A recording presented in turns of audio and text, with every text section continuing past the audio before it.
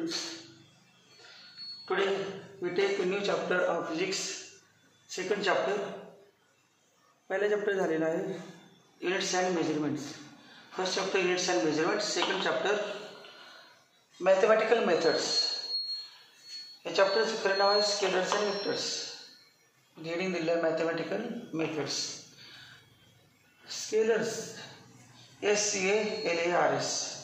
स्केलर्सला दुसरं नाव आहे scalar quantity. It is also called as scalar quantity.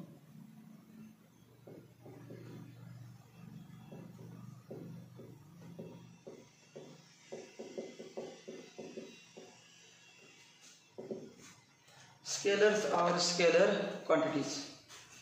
Scalar क्वांटिटीजची डेफिनेशन याच्या अगोदर झालं पहिल्या चॅप्टरमध्ये physical quantities. There are two types of physical quantities. First is fundamental quantity आणि दुसरी डिराइव्ड क्वांटिटी. फंडामेंटल म्हणजे मुख्य आणि डिराइव्ड म्हणजे त्याच्यावरती डिपेंडंट. म्हणजे जे फंडामेंटल आहेत त्यावरती डिपेंडंट आहेत त्यांना derived. There are two types of physical quantities, fundamental and derived. Fundamental quantities 7 होतं. There are 7 fundamental quantities. First length, second mass, third time, fourth electric current, 5 temperature, 6 luminous intensity आणि 7 amount of substance. त्यानंतर derived quantities. उरलेल्या सगळ्या फिजिक्समधील क्वांटिटीजचं नाव काय? Derived quantities. Fundamental क्वांटिटीजमध्ये 2 supplementary होत्या. Supplementary म्हणजे त्याला पूरक. फंडामेंटल आहेत परंतु त्याला रिलेटेड अँगल होते. अँगलचे प्लेन अँगल आणि सॉलिड अँगल. प्लेन अँगल म्हणजे अँगल आपण प्लेनमध्ये मोजतो 30, 60, 90, 45. त्याला म्हणजे डिग्री मेजर और रेडियन मेजर. आणि सॉलिड अँगल आहे. सॉलिड अँगल म्हणजे काय? स्पेसमध्ये अँगल. समजा कोन आहे, शंकू कोन आहे, आईस्क्रीम कोन. मग तो अँगल हा अँगल पूर्ण तो स्पेसमध्ये आहे, प्लेनमध्ये नाही, स्पेसमध्ये. त्याला म्हणायचं सॉलिड अँगल. सॉलिड अँगलचं युनिट आहे स्टेरेडियन आणि प्लेन अँगलचं युनिट आहे रेडियन.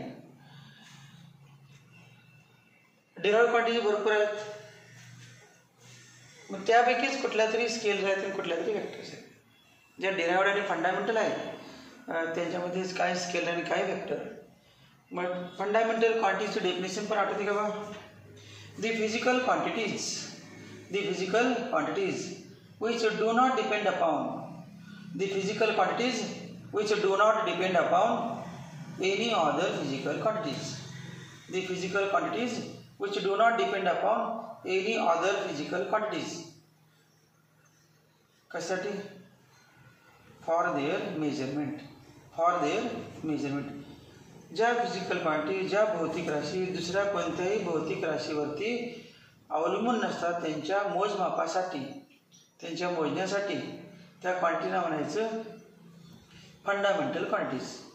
मग डिराइव्ड क्वांटिटीज. डिराइव्ड म्हणजे मिळवणे. डिराइव्ड म्हणजे मिळवणे. मिळवलेला. कोणापासून मिळवलेला? फंडामेंटलपासून मिळवला. मग फंडामेंटल क्वांटिटी कमी असणार. फंडामेंटलपासून मिळवणार म्हणजे परीक्षेमध्ये न बघता लिहिणारे विद्यार्थी कमी असतात. तसेच फंडामेंटल म्हणजे बघून लिहिणारेच जवळजवळ. समजा वर्गात 100 विद्यार्थी असतील, 80 विद्यार्थी बघून लिहिणार असतात आणि बाकीचे 20 फंडामेंटल. 20पैकी आपण 7 म्हणूया. 7 फंडामेंटल. 7 विद्यार्थी कोणाचे बघून लिहित नाही. किती मार्क पडू दे, 1 पडू दे, 2 पडू दे, 0 पडू दे, 30पैकी किती पण पडू दे, दुसऱ्याचे बघून लिहित नाहीत. मग त्या नावाचं फंडामेंटल. पण समजा एखादे फंडामेंटल क्वांटिटी आहे, फंडामेंटल स्टुडंट आहे, त्याने 1 मार्क लिहिला. दुसरा कोणता विद्यार्थी असते ते पण बघून लिहिणार 1 मार्क. त्याला तेवढं चाललं असते फंडामेंटलला, तरी पण बघून लिहिणार असतातच. म्हणजे physical quantities depends on 1 or more fundamental quantities. बाकीचे विद्यार्थी साधनांचं बघून लिहितात. एकदम साधनांचं नाही, एकट्याचं बघतील, दोघांचं बघतील, तिघांचं बघतील, तिघांचे 5-5 मार्क बघतील, तिघांचे 2-2 मार्क बघतील, 1-2 मार्क, एकाचे 2 मार्काचे, एका 4 मार्काचे, परंतु एकमेकावरती अवलंबून असतात.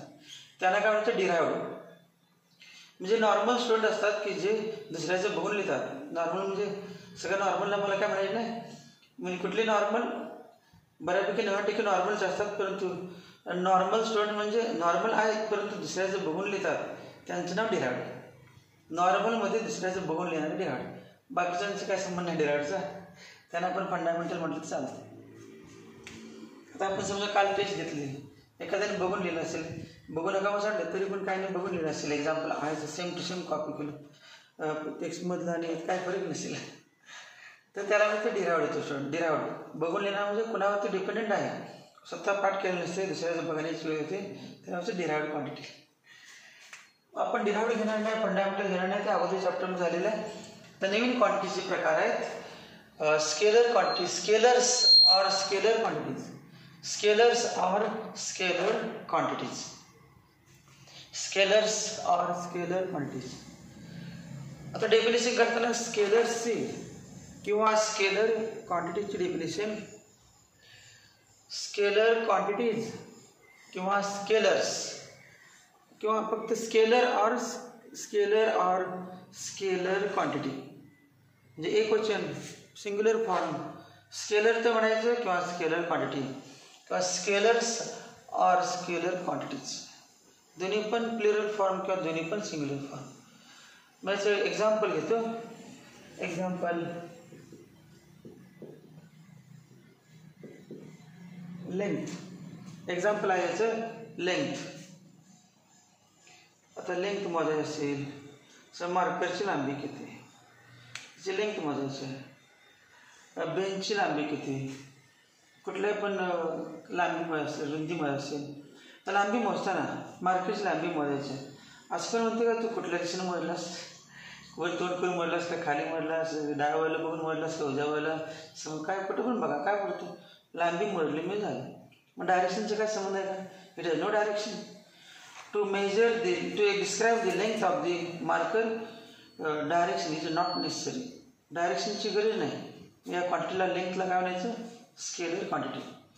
लेंथला दुसरं नाव डिस्टन्स, डिस्टन्स. मग ब्रेड्थ पण काय आहे, ब्रेड्थ म्हणजे काय, लेंथच आहे, ब्रेड्थची लेंथ, रुंदी सुद्धा काय लांबीच. हाईट पण काय आहे, height is also length, distance is also length. मग चारही एकच. चौघांचं युनिट काय आहे, SI युनिट मीटर. चौघांचं CGS युनिट काय आहे, सेंटीमीटर. म्हणजे सगळ्यांचं युनिट एक आहे, ते सगळे एक आहेत आणि सगळे स्केलर आहेत. अजून थोडंसं एक्स्ट्रा घ्यायचं असेल तर डिस्प्लेसमेंट नंतर घेऊया. स्केलर घ्यायला आपण एरिया,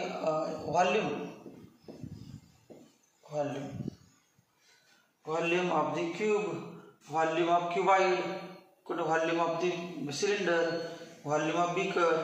व्हॉल्यूम म्हणजे आता एका भांड्यामध्ये किती पाणी भरलं ते व्हॉल्यूम, कोणत्या दिशेने भरलं, त्याला डायरेक्शन काय आहे का, तुम्हाला पाणी वरच्या वाढायला लागले त्याचं काय डायरेक्शनचा काय संबंध नाही. म्हणजे व्हॉल्यूम एक्सप्लेन करण्यासाठी volume of the room, volume of the cube, volume of the hall, volume of the cylinder, volume it is a scalar. त्याला डायरेक्शन कुठं पण येत नाही मिनिंग, त्याची डायरेक्शन कुठली, कोणत्या दिशेने मोजले, कसे कोणी मोजले पण काय संबंध नाही, व्हॉल्यूम मोजला. त्यानंतर आहे डेन्सिटी. डेन्सिटीचा फॉर्म्युला माहीत आहे, mass upon volume, mass upon volume. तर मास, एखाद्या बॉडीचं मास मोजतो आपण, 1 kg, 2 kg, 3 kg, 4 kg, 5 kg. त्याला काय डायरेक्शन काय संबंध आहे का, कुठल्या दिशेनं मोजलं आपण म्हणतोय का, डायरेक्शन वर तोंड केल्यानंतर बरोबर येणार तर असं काय का, कसं पण मोजा, मास मोजलं झालं, डायरेक्शनचं काय संबंध नाही. मग कुठली, mass is a scalar quantity, volume is a scalar quantity, therefore density is also scalar quantity. त्यानंतर पुढचं आहे स्पीड. स्पीडचा फॉर्म्युला 9वीमध्ये 10वीमध्ये किंवा 8वीमध्ये, 8वी 9वी 10वीपैकी कधीतरी एका वर्षी झालेला आहे. स्पीडचा फॉर्म्युला आहे डिस्टन्स ट्रॅव्हल्ड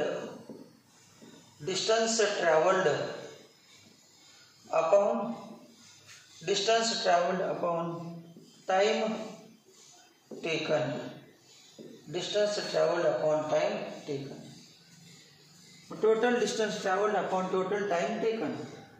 मग आता समजा इथून सुरुवात केली ए पासून बी पर्यंत गेलो, किती डिस्टन्स, D1, टाइम किती, T1 लागला.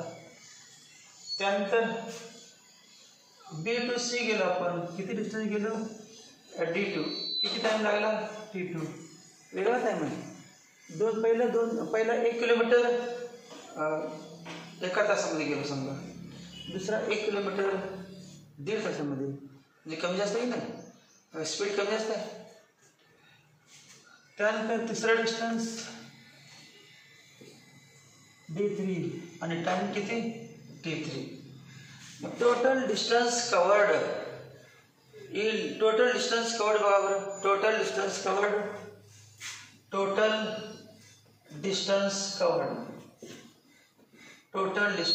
Covered equal to D1 plus D2 plus D3 equal to D. Total distance cover किती केलं. समजा तुम्ही इथून कुठेतरी ट्रिपला गेला, परंतु ट्रिपला ठिकाण लांब आहे, मग डायरेक्ट काय कंटिन्युअस काय बसमध्ये किंवा प्रवास करणार नाही, पहिल्याशी मुक्काम केला या ठिकाणावरती. ते डिस्टन्स किती गेलं आपण T1 वेळ लागला, T1 वेळ लागला आणि D1 डिस्टन्स गेलं. नंतर तिथून पुढे हे समजा की ते एक 150 किलोमीटर असेल, हे पुढचे 200 किलोमीटर असेल. तो रस्ता चांगला असेल, पुढे फास्ट गेला असेल, टाईम कमी लागला असेल, हा time D2 distance T2, D3 T3. Total distance किती ट्रॅव्हल केलं ते मोजायचं, D1 plus D2 plus D3.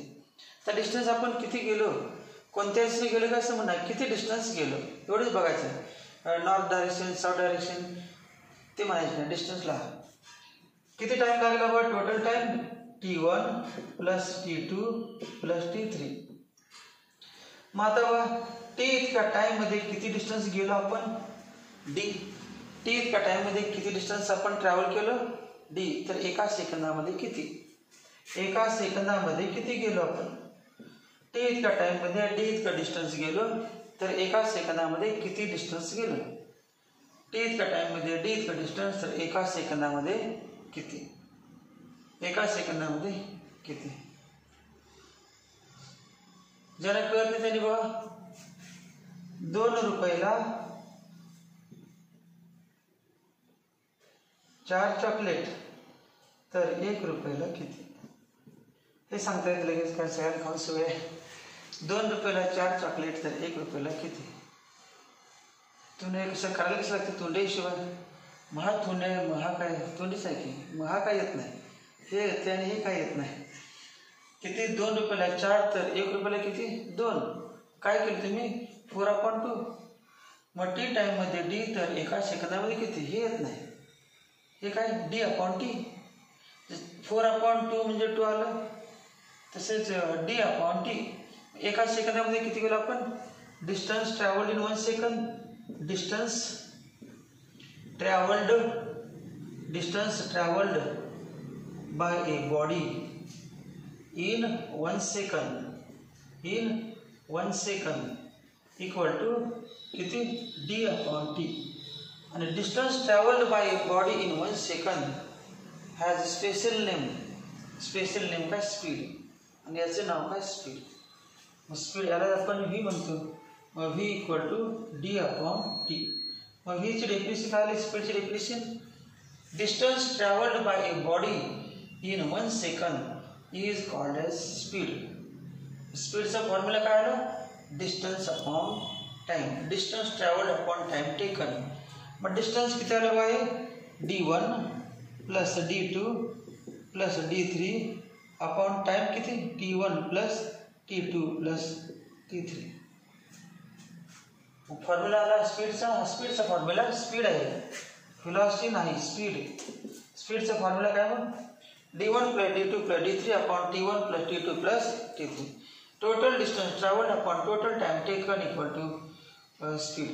अजून पण बघा इथे पण गेलो ना आपण, इथून रिव्हर्स घेतला किती D4, टाइम किती लागला T4. इथून पण रिव्हर्स घेतला याच्यापर्यंत D5, टाइम किती लागला T5. मग तुम्हाला म्हटलं स्पीड सांगा किती स्पीड, मग काय करायचं अजून दोन ॲड करायचं, D4 प्लस D5 आणि खाली T4 प्लस T5.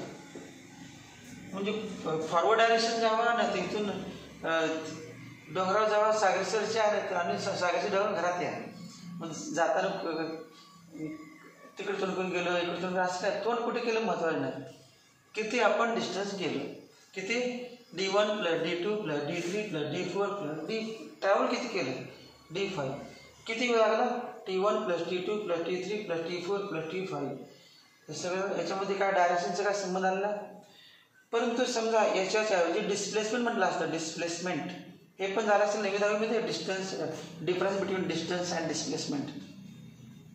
मग तुम्हाला डिस्प्लेसमेंट म्हटलं असतं, डिस्प्लेसमेंट समजा तरी तुम्ही खाली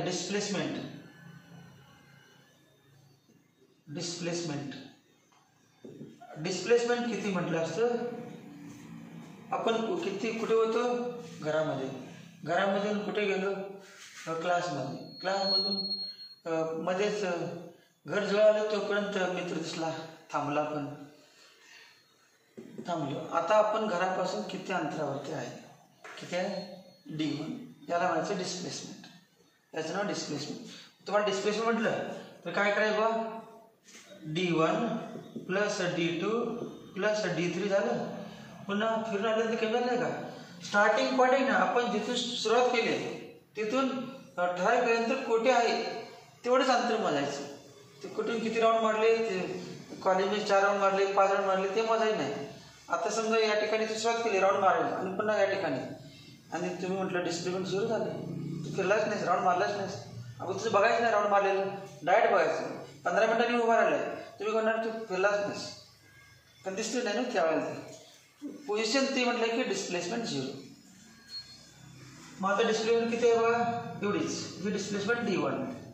मग डिस्प्लेसमेंट वेगळे, डिस्प्लेसमेंट इनिशियल पॉईंटपासून ज्या ठिकाणी तुम्ही आहे तेवढं अंतर म्हणजे डिस्प्लेसमेंट, आणि डिस्टन्स म्हणजे इनिशियल पॉईंटपासून कुठे पण जावा, तिथून पुन्हा आलेलं ते पण रिव्हर्स पण घ्यायचं, टाईम नेहमी बेरीज करायची, टाईम वजा करायचा नाही. पुन्हा वजा केलं, D1 + D2 + D3 - D4 - D5 हे डिस्प्लेसमेंट झाले. यस, तुम्ही काय म्हणणार, टाईम करून म्हणणार T1 + T2 + T3 - T4, time वजा करायला नाही, कारण ते टाईम लागेल, टाईम कसं कमी होईल, डिस्टन्स कमी झालं, इथून वेळ लागलाच नाही, घरामध्ये काय काटा थांबला नाही, तसाच पुढे गेला, म्हणजे याचं डिस्प्लेसमेंट डायरेक्शन आले की नाही, सरळ गेलं की पॉझिटिव्ह, रिव्हर्स आलं की मायनस, तर डायरेक्शन आली, मग ती व्हेक्टर क्वांटिटी म्हणायची. आपला पॉईंट चालू आहे scalar quantities, scalars are scalar quantities. कुठली scalar quantity, speed is a scalar quantity. Unit माहिती आहे metre per second, CGS unit centimetre per second. त्यानंतर पुढची क्वांटिटी आहे work done.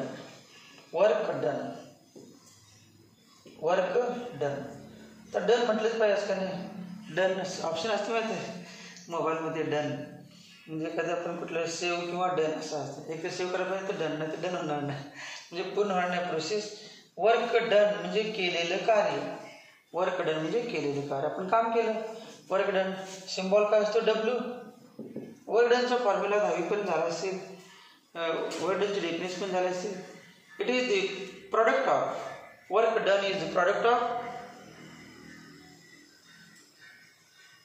magnitude of force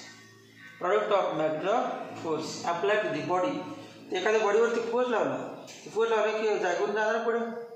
product of magnitude of force applied to the body and distance travelled by the body in the direction of force. आपण समजा या बॉडीवरती कुठलं घेतलं, समजा ही body, या बॉडीवरती आपण फोर्स लावला किती लावला, 10 न्यूटन. आणि कोणत्या दिशेने बॉडी गेली, ज्या दिशेने फोर्स लावला त्या दिशेने किती गेली ते काढायचं. समजा तुम्ही फोर्स लावला या दिशेने, बॉडी गेली या दिशेने, तेव्हा वर्क डन 0 असते, वर्क डन त्यावेळेला 0. म्हणजे ज्या दिशेने फोर्स लावला, असं होऊ शकतं फोर्स एका दिशेने लावला आणि बॉडी दुसऱ्या दिशेनेच गेली. कशावरून, क्रिकेटमध्ये होतेच स्विंग बॉल होते त्या ठिकाणी. परंतु दुसरं अजून आहे, आपलं साधं उदाहरण व्यवहारातलं दुसरं, लहान मुलांचे खेळणं असेल, समजा एखादं साधी गाडी असेल, इलेक्ट्रिकल लाईटवरची नाही, बल्ब म्हणजे बॅटरीवरची नाही, मोकळी साधी गाडी आहे. मग समजा खाली वाकून ओढायचं म्हटल्यानंतर त्रास होणार, मग डायरेक्ट दोरा बांधायचा, दोरा बांधल्यानंतर असं तिरकी उभारून आपण ओढत घेतो, मग दोरा तिरकाही नाही, किंवा रोलर असेल, कुठलीही बॉडी जमिनीवरती ठोकळा पडलेला लाकडी ठोकळा, आपल्याला जी इच्छा नाही खेळायचं आता. मग ठोकळा एक छोटा आहे, मग आपण दोरा बांधणार, त्याला दोरा बांधल्यानंतर काय खाली असं वाकणार ना जमिनीवर, सो उभं राहून वडणार, उभं राहून दोरा वडणार. आपण वडल्यानंतर काय दोऱ्याबरोबर ठोकळा अंतराळी होईल का आपल्या पाठीमागे? नाही. फोर्स लावला आपण यायचं, ठोकळा झाला जमिनीवर, ठोका झाला जेव्हा आता वडायला लागलं तरी बघा की असं तिरका फोर्स लावला म्हणून ती बॉडी काय तिरकी येत नसते, बरं हवेत अंतराळी बॉडी जमिनीवरूनच येत असते. फोर्स लावला एका दिशेनं आणि बॉडी चालली जमिनीवरून. मग वर्डनचा फॉर्म्युला काय? Product of force and displacement. Condition काय? दोघं एका दिशेनं पाहिजेत, दोघं एका दिशेनं पाहिजेत. तर दोघं एका दिशेनं पाहिजेत कसं आणायचं? बॉडीला तर काही वर आणू शकत नाही, मग काय म्हणायचं? फोर्सलाच खाली न्यायचं. फोर्सला कसं खाली न्यायचं? त्या फोर्सचा कॉम्पोनंट काढायचा. इथून फोर्स यायचं इतका आहे, तर जमिनीवरून किती असेल त्या त्याचा कॉम्पोनंट काढायचा. कॉम्पोनंट ऑफ फोर्स आणि डिस्प्लेसमेंट यांचा गुणाकार करायचा, आणि तो गुणाकार म्हणजे काय? Work done. वर्क डनचा फॉर्म्युला काय? Force into displacement, force into displacement. पण त्यात एक वेगळा प्रकार आहे त्याच्यामध्ये. फोर्स किती लावला? 10 न्यूटन. कोणत्या दिशेनं लावला असं म्हणतो आपण. फोर्स लावला कुठल्या दिशेनं? वेस्ट डायरेक्शननं. फोर्स लावला ईस्ट डायरेक्शननं. फोर्स लावला नॉर्थ डायरेक्शननं.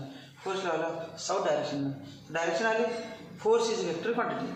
पण किती फोर्स लावला बरोबरच आहे, आणि कोणतेच लावलं हे पण महत्त्वाचं आहे. नंतर डिस्प्लेसमेंट. डिस्प्लेसमेंट म्हणजे आपण बॉल किक मारली, बॉलला किक मारली, मग बॉल कुठे गेला? म्हणतो बॉल किती गेला? 1 किलोमीटर गेला, अर्धा किलोमीटर गेला, 500 मीटर गेला.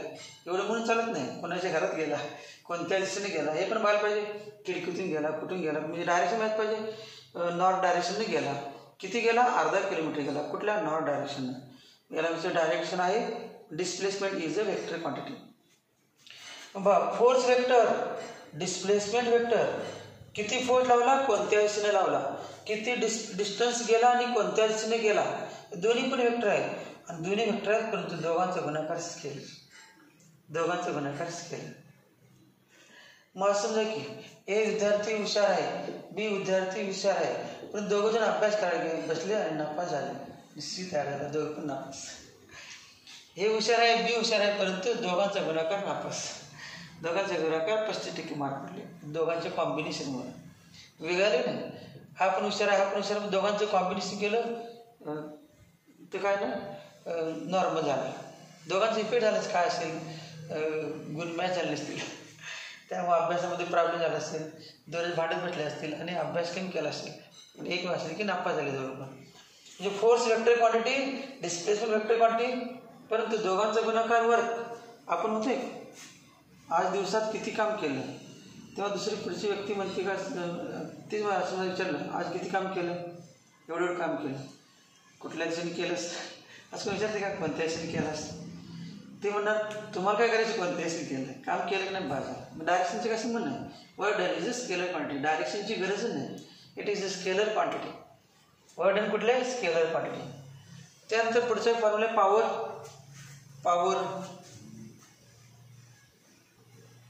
पॉवरचा फॉर्म्युला माहित आहे, वर्क अपॉन टाइम. पॉवरचा फॉर्म्युला काय, work upon time, work upon time. आता सांगितलं वर्क म्हणजे काय, force into displacement upon time, F into displacement upon टाइमचा formula. Displacement upon time, distance upon time म्हणजे स्पीड. डिस्प्लेसमेंट अपॉन टाइम म्हणजे काय, displacement upon time, displacement upon time म्हणजे S upon T. त्याला नाव काय, व्हिलॉसिटी. व्हिलॉसिटीचा फॉर्म्युला काय, displacement upon time म्हणजे velocity. हे पण वेगळं आलं नाही. फोर्स वेक्टर क्वांटिटी, फोर्सला मॅग्निट्यूड आहे, डायरेक्शन आहे, व्हिलॉसिटीला मॅग्निट्यूड आहे, डायरेक्शन आहे, परंतु दोघांचा गुणाकार केला आणि पॉवर आलं. आणि पॉवर म्हणजे it has no direction. Power म्हणजे आपण किती पॉवर म्हणजे जूल पर एका सेकंदामध्ये किती वर्क केलं. समजा पाण्याने भरलेली बादली विहिरीमधून काढायची असेल, फुले आहे, फुलेवर काढायची, दोघांना काढायचं म्हटलं, एक बादली पहिल्या विद्यार्थ्याने 1 सेकंदात काढले, दुसऱ्या विद्यार्थ्याने 2 सेकंदात काढले भरलेली बादली. कुणाची पॉवर जास्त? दोघांनी वर्क केलं, दोघांना टाईम किती? 1 सेकंदामध्ये डबल इतकं वर्क केलं. तेच वर्क दुसऱ्या विद्यार्थ्याने 2 सेकंदात केलं. मग 2 सेकंदात एक वर्क केलं तर 1 सेकंदात किती? हाफ. दुसऱ्यानं हाफ वर्क केलं आणि यानं पूर्ण वर्क केलं, म्हणजे पहिल्याची पॉवर जास्त, ज्यानं पूर्ण वर्क केलं त्याची पॉवर जास्त. त्याला डायरेक्शनची गरज नाही. पॉवर आणि वर्क जास्त इम्पॉर्टंट आहे. Work is a scalar quantity but force and displacement are vector quantities, आणि product of force and displacement is a scalar. मग दोन व्हेक्टर क्वांटिटीचा गुणाकार स्केलर.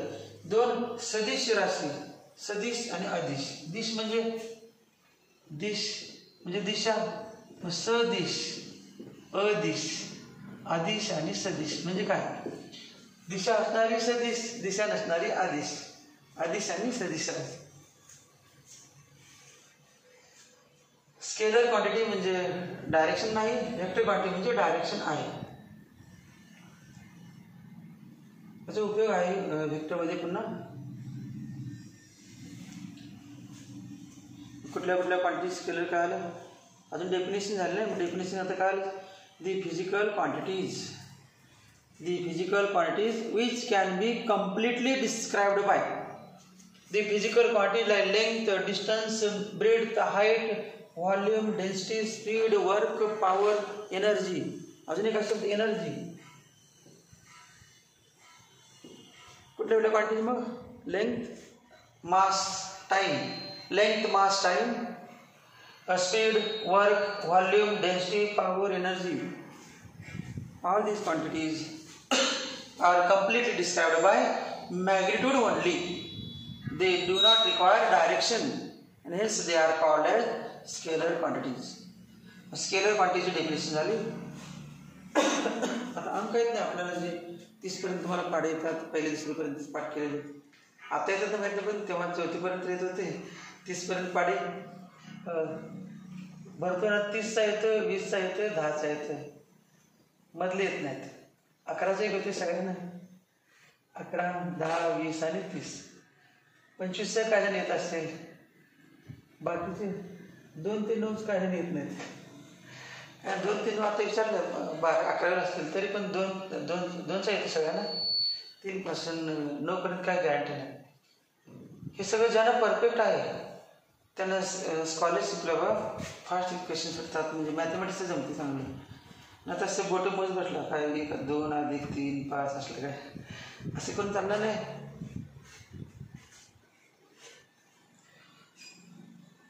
डेफिनेशन एक काय डेफिनेशन बघा. The physical quantities which can be completely described by magnitude alone. The physical quantities which can be completely described by magnitude alone are called as scalar quantities. Definition la scalar quantities.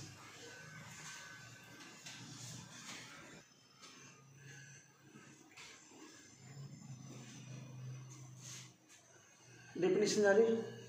The physical quantities which can be completely described by magnitude alone are called as scalar quantities. Example: length, mass, time, volume, density, speed, work done, power and energy. हे सगळे झाले scalar quantity. मग काय होतं? Definition आणि example आणि सगळे number आहेत नाही. नंबर 1, 2, 3, 4 यांना पण काय म्हणतो आपण? स्केलर्स. Are scalars. ते मॅग्निट्यूड आहे ना. फक्त आपण दोन केळी म्हणतो. दोन केळी काय होते? 2 अंक आहे. मग 2 मॅग्निट्यूड. बाकी पुढे काय का असू दे 2 मॅग्निट्यूड. 1, 2, 3, 4 काय सगळे स्केलर अंक आहेत. यांना फक्त किंमत आहे, व्हॅल्यू मॅग्निट्यूड आहे. -2 नाही. आपण -2चं मॉड्युलस 2 म्हणते, फक्त मॅग्निट्यूड मॉड्युलस. यांना पण स्केलर्स म्हणायचे. याच्यानंतर पुढचा पॉईंट आहे व्हेक्टर्स ऑर व्हेक्टर क्वांटिटीज. ते नेक्स्ट लेक्चरमध्ये.